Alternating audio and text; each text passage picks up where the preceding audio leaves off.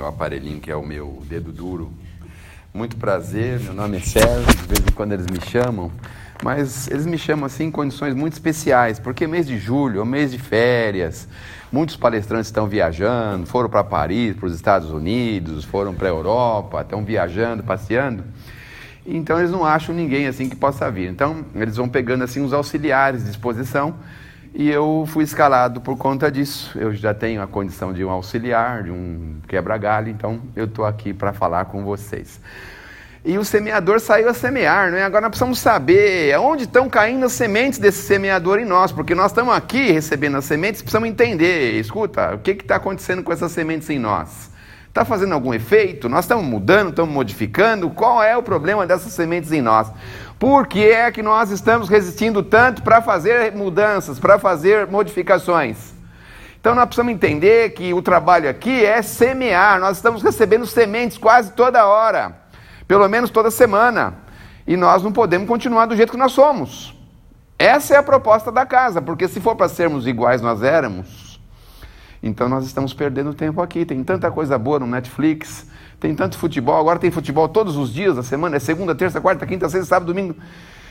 Ufa, tem tantas outras coisas e nós estamos aqui com a terra árida, com o pedregulho no coração e o semeador não está fazendo muito efeito aqui para cima de nós, não é?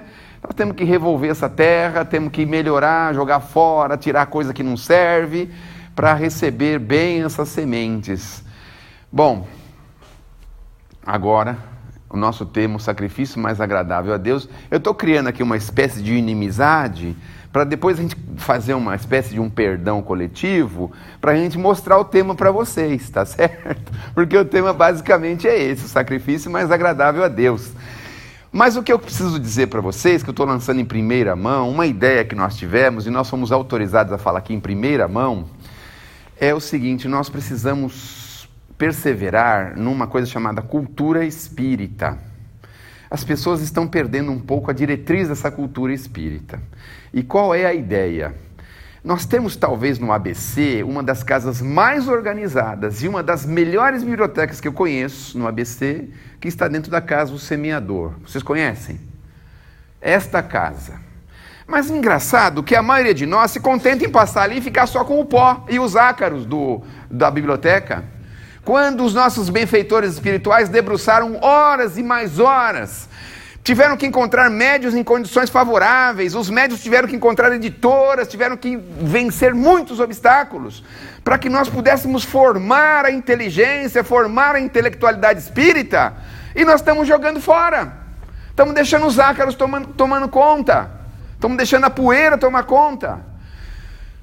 Eu estou criando um clima aqui para a gente criar uma inimizade. Aqui no final eu vou pedir perdão, tá bom? É mais uma, são duas já, né? Então essa aqui é a segunda. Então qual é a ideia com relação a isso? A gente gosta da literatura espírita? Mais ou menos. Quantos livros a gente lê por ano? 2, não tem problema. 1, não tem problema. 3, meia dúzia. Mas olha, a sugestão. A gente podia criar um clube de leitura, porque tem gente que lê um livro por mês. Só que ele não pode se contentar com um por mês, porque nós temos mais de 4.000 obras espíritas. Nós não vamos conseguir vencer nessa encarnação, pelo amor de Deus. E nós precisamos saber o que nós estamos falando, saber o que nós estamos pensando. Nós temos que ter convicções certas, claras, robustas. E como é que a gente faz isso? Ouvindo falar que que uma pessoa, um irmão nosso racional falou em algum lugar?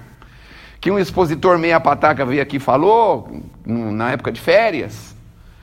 Nós precisamos ter mais força para esse entendimento, porque o nosso debate vai acontecer lá fora, na hora que a gente menos espera.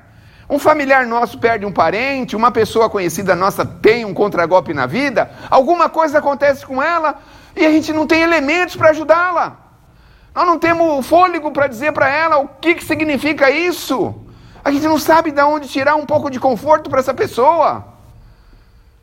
E o que é que nós estamos fazendo no semeador?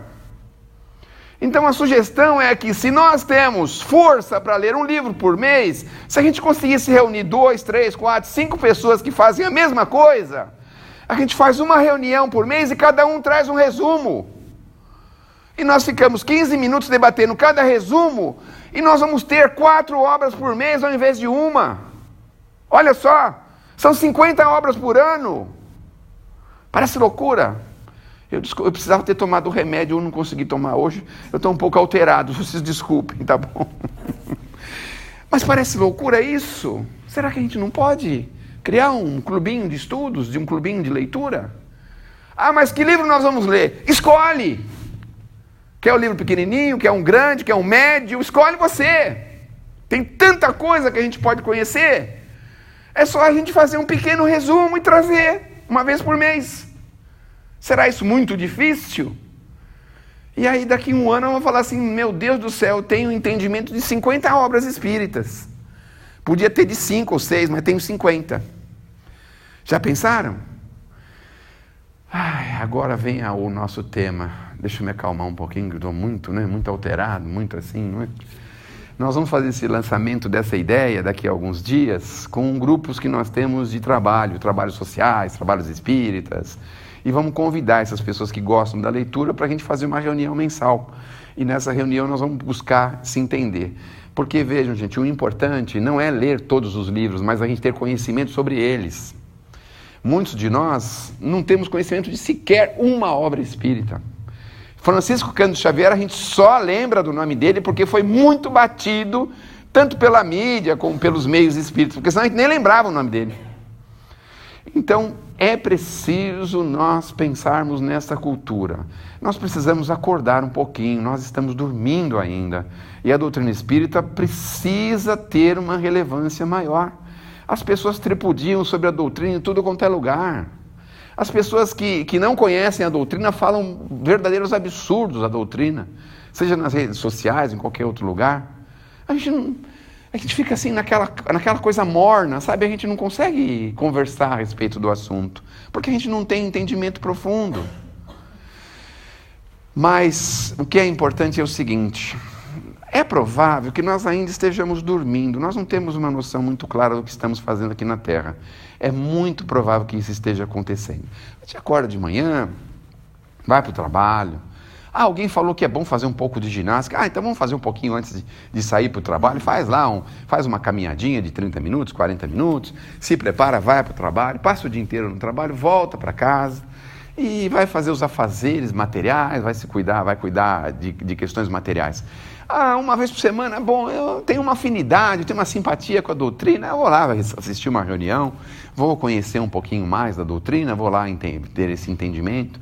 Aí a gente vem até aqui, escuta algumas coisas, mas eu talvez não leve mais do que 5 minutos para a gente sair daqui e esquecer tudo que ouviu. Não leve mais do que isso, porque muitas vezes a gente não debruça sobre isso o interesse real, a vontade real de aprender, de conhecer, de entender. Muitas vezes a gente vem assim com um desejo material, sabe assim? Aquela coisa que nós, depois que passamos dos 18 anos, temos. A gente acorda, mexe no joelho, depois mexe nas juntas do braço, no pescoço, na cabeça. Se não estiver doendo nada, desencarnou. Alguma coisa está doendo. Então, a gente vem buscar socorro para as nossas dores materiais. Olha só como que nós somos. Aí a gente vem aqui, fala, meu Deus do céu, mas é tão gradual isso, meu Deus, como demora para curar essa dor, não é? Terrível dor. E não raras vezes a gente acaba esquecendo dela, nem tratou, nem fez nada, esqueceu, passou para outro lugar. Porque eu aprendi uma máxima na infância que era a seguinte: você está, por exemplo, você está jogando bola e alguém te deu um chute na canela. Aí você vai lá e dá um puxão na orelha, que a pessoa esquece da canela e lembra da orelha. Então, normalmente é assim. Era assim, não é? Que a gente tinha uma dor num lugar, aperta o outro, que aí o outro dói, a gente esquece o que estava doendo anteriormente. E nós vamos passando assim, vamos vivendo assim, nesta condição, não é? De ter dor, de buscar os espíritos para sanar uma determinada dor.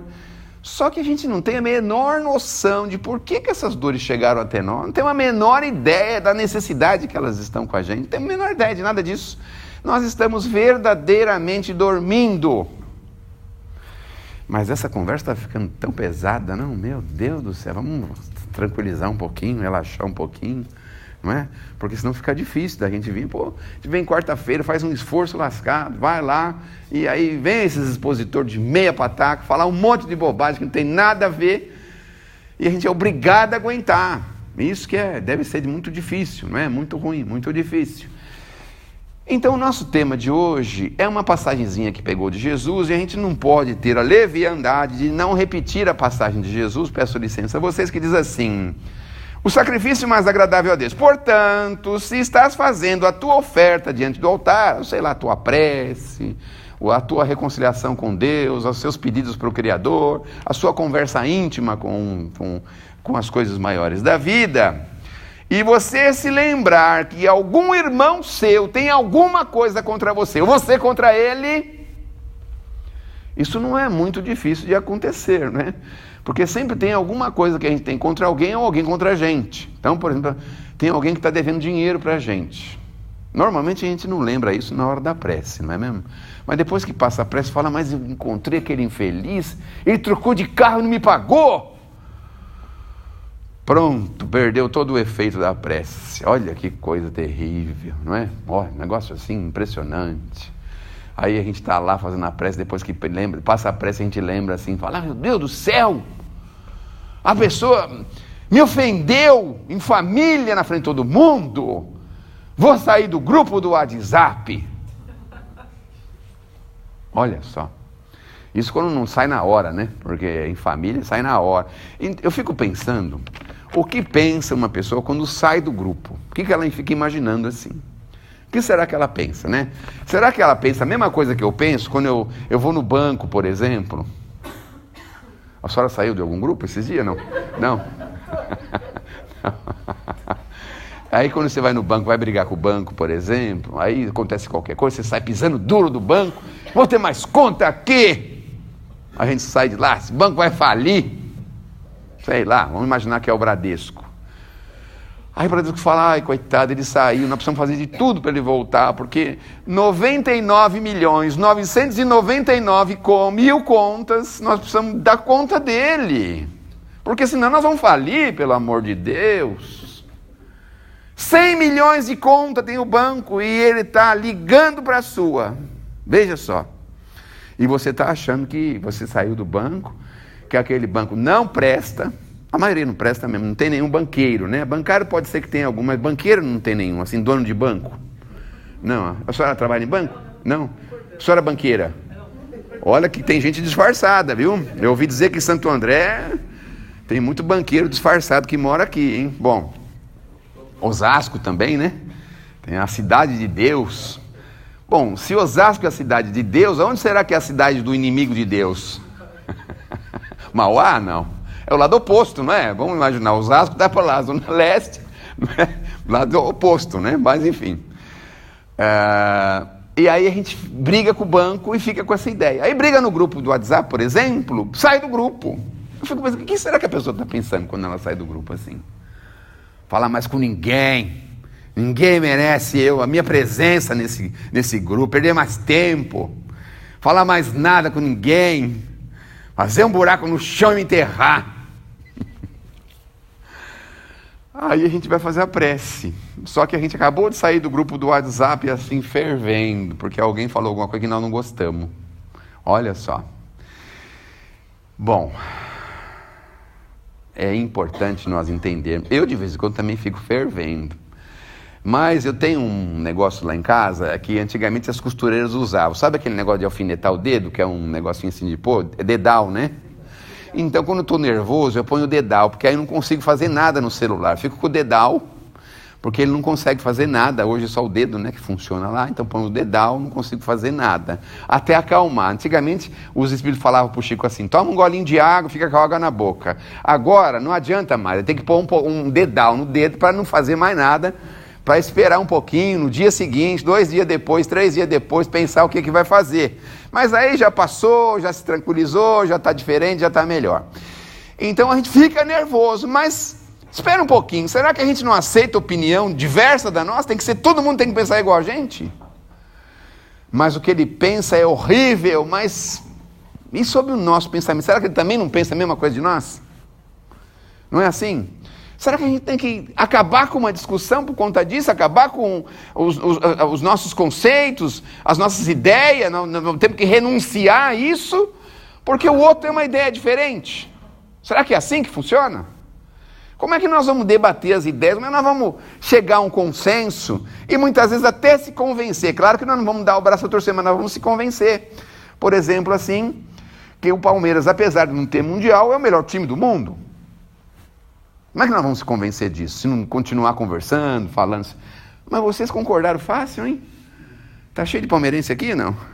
Ou tá todo mundo dormindo? Eu não tá... Se vocês aprenderam a técnica de dormir com o olho aberto, eu também tenho essa técnica. Eu faço isso em ônibus, viu? Eu faço isso em ônibus. Todo mundo imagina que eu tô lá acordadão, mas eu tô, sei lá, além do aquém, né? Então, como que nós vamos debater ideias se a gente não vai ouvir a outra parte? Se a gente não deixa ele falar, mesmo que seja a maior besteira, bobagem, infantilidade do mundo? Nós vamos ser infantis também para sair de um debate, de uma conversa? Ah, mas o outro tem uma religião que é diferente da minha. Deixa ele falar. Ele pode ter um monte de verdades que você não saiba. Não falaram, não deram aquela ideia de um espelho que se quebrou na terra, cada um tem um pedacinho? Cada religião tem um pedacinho dessa verdade? Então, deixa ele falar, de repente tem muitas coisas interessantes para você conhecer, para você saber, que nós nunca poderíamos ter pensado. Então, o que é importante, na verdade, é pensar no perdão, mas saber por que nós nos ofendemos. O grande problema que nós temos é esse, porque senão vamos ter que perdoar toda hora. Quer dizer que a gente se ofende toda hora, pelo amor de Deus. Nós somos suscetíveis, melindrosos. O que nós somos? Tudo que fala, a pessoa fica brava, chateada, nervosa, aborrecida. Pelo amor de Deus, nós vamos viver assim? Imaginem o Cristo, quanta besteira não teve que ouvir. Com o perdão da palavra, ele só ouviu besteira, né? Só ouviu bobagem. Mesmo os mais qualificados discípulos só falaram bobagem. Só fizeram bobagem, não é? Ai, Pedro, vai com calma, viu? Porque, se o negócio apertar mesmo, você sai correndo antes das galinhas. Ele falou isso, não foi? O Pedro falou assim, de jeito nenhum, eu vou correr de galinha? Eu não faço isso. A galinha não cantou 3 vezes e saiu correndo. Não foi isso que aconteceu? Aí eu fico pensando na grandeza do Cristo para a nossa infantilidade. Vamos levar o Cristo a julgamento. Olha só como é que nós somos. Então vamos fazer um tribunal de criança. Fazer um tribunal de criança. Mas ele anda distribuindo pirulito aí para os outros aí, isso aí está errado, não pode fazer isso de sábado não, porque nós aprendemos que isso aí é só de domingo a sexta. Só de sábado não pode distribuir pirulito, nem bala, nem chiclete, nada disso. Ele está falando para os outros aí umas coisas aí estranhas, está curando as pessoas, que isso? Ele não é médico? Aliás, nem tinha médico na época, né? Tinha talvez curandeiro, coisa assim, né? Não tinha médico, né? Mas enfim, a gente se melindra por qualquer coisa. Imagine o Cristo que esteve conosco. A quantidade de bobagem que tinha que ensinar a gente as coisas mais pueris, assim, mas... você quer ficar bem, aliviado, tranquilo, feliz? Perdoa. Esquece, porque no fundo é só uma passagem aqui, daqui a pouquinho continua isso aí. Você vai ficar com picuinha. Você vai ficar carregando isso aí até quando? A sofrer um prejuízo? Segue em frente. A gente fica rodando em círculo porque alguém nos ofendeu, porque alguém fez, alguém aconteceu. Olha a ideia que deram para o Chico.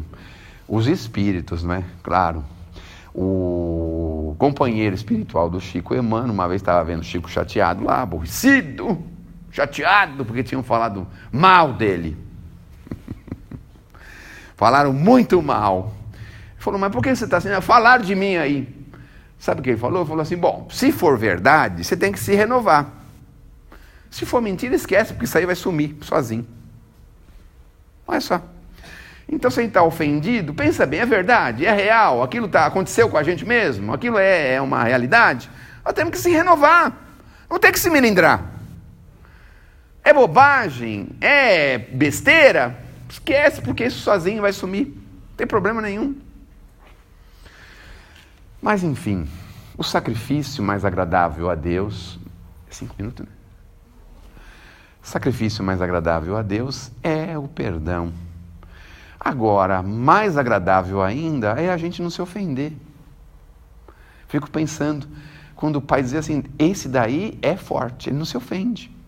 Ele é rígido, não se preocupa com nada que falam sobre ele. Procura se corrigir na medida do possível, segue em frente, tem ideias para receber opiniões, recebe opiniões alheias, respeita as opiniões alheias.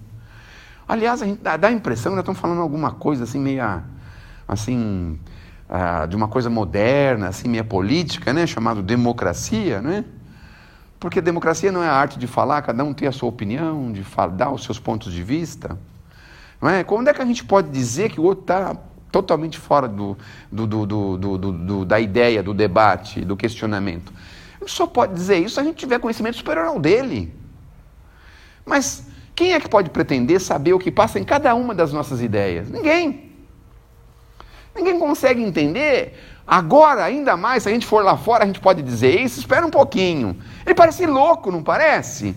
Você lembra de um senhor chamado Enéas? Todo mundo achava que ele era louco. O cara mais lúcido e mais inteligente que eu já conheci. Parecia louco. Ele já falava coisa na década de 90. Coisa que o pessoal está falando agora, em 2020. 1990, olha, está 20 anos na nossa frente. Achava que era louco. Mas escuta, veja o que ele tem para falar. Veja se o que ele fala tem coerência. Então, hoje nós podemos, muito mais do que antes, dizer o seguinte: o cabedal de conhecimento de cada um de nós não pertence a uma só vida. Olha só, tem pessoas em tenra idade que têm um cabedal impressionante. Alguns como eu e mais alguns com mais de 18 anos. Estamos aí lutando para conhecer um pouco de alguma coisa, especialmente da doutrina espírita. E tem jovenzinhos aí em tenra idade que dão um show na gente, dão um baile na gente de doutrina espírita, de conhecimento cristão, de ética, de moral. Dão um baile. Nenhuma criança que vocês conhecem já falou assim: escuta, pai, você não vai pôr o cinto de segurança? 3, 4 anos, 5 anos de idade. Mas por que precisa pôr o cinto? Não, porque senão você leva multa. E outra, é muito perigoso. Já foi comprovado, tanto na Alemanha como nos Estados Unidos, em todos os órgãos de pesquisa do mundo inteiro, já verificou-se que o cinto de segurança é importante. Olha só. E você fala o que para ele? Cala a boca, você não sabe nada, rapaz. Saibamos perdoar, e hoje especialmente peço perdão a vocês, porque eu não tomei o remédio e estou assim um pouco acelerado, então peço desculpas, tá bom? Mas a ideia pode ser interessante. Façamos um grupo de leitura e passemos a ler, ao invés de 3, 4 obras por ano, nós podemos ler mais de 50, se nós nos reunirmos, nos unirmos. É muito importante nós criarmos essa cultura espírita, porque os nossos orientadores... O Chico já foi embora em 2002. O nosso Divaldo já está quase indo embora também, já está com mais de 90 anos, não é? Então daqui a pouquinho nós vamos ter que andar pelas nossas próprias pernas. Então façamos isso. Entendamos mais profundamente o que significa a doutrina espírita para nós e o que ela veio trazer para a humanidade. A gente nunca parou para pensar, para entender por que os espíritos se utilizaram de livros. Por quê? Mas o que nós estamos fazendo com os nossos livros? Nós estamos mandando embora, porque achamos que está enchendo a nossa casa. Não raras vezes a gente que tem trabalho social recebe sacolas e sacolas de livros espíritas. Fala, meu Deus do céu! Mas porque tem eletrônico? Sim, mas não é a mesma coisa. Se acabar a bateria, você fica como? Não é? No livro, se acabar a luz, você acende uma vela. Não é mesmo? Agora, dá para acender uma vela no celular para ele... Bom, no futuro vai dar, né? Porque ele vai ter energia solar, mas até lá a gente precisa conhecer, a gente precisa entender. Então, façamos um esforço para nos aprofundarmos um pouquinho mais. E olha, um livro por mês, reunidos em 5, já são 6, não é? Então, pensemos nisso. Muito obrigado pela atenção, fiquem tranquilos, na próxima semana pessoas capacitadas, no próximo mês nem se diga. Esse encontro que tem na rádio com o Luiz Armando é uma das inteligências mais profícuas que eu conheço, vocês estão convidados a ver o que esse homem tem de cabedal, de entendimento de doutrina espírita, que eu tenho certeza que não é desta vida. E aí vocês vão ficar muito mais entusiasmados do que ficaram com a minha presença aqui. Então, me perdoem, hoje é o dia do perdão, o sacrifício mais agradável a Deus é o perdão. Sigamos em frente e procuremos cada vez mais nos aproximarmos disso que está aí para nos ajudar a viver melhor. Doutrina Espírita. Muito obrigado. Obrigado, Sérgio, pelas palavras. Vocês ouviram. E a gente é bonzinho, a gente fala um livro por mês.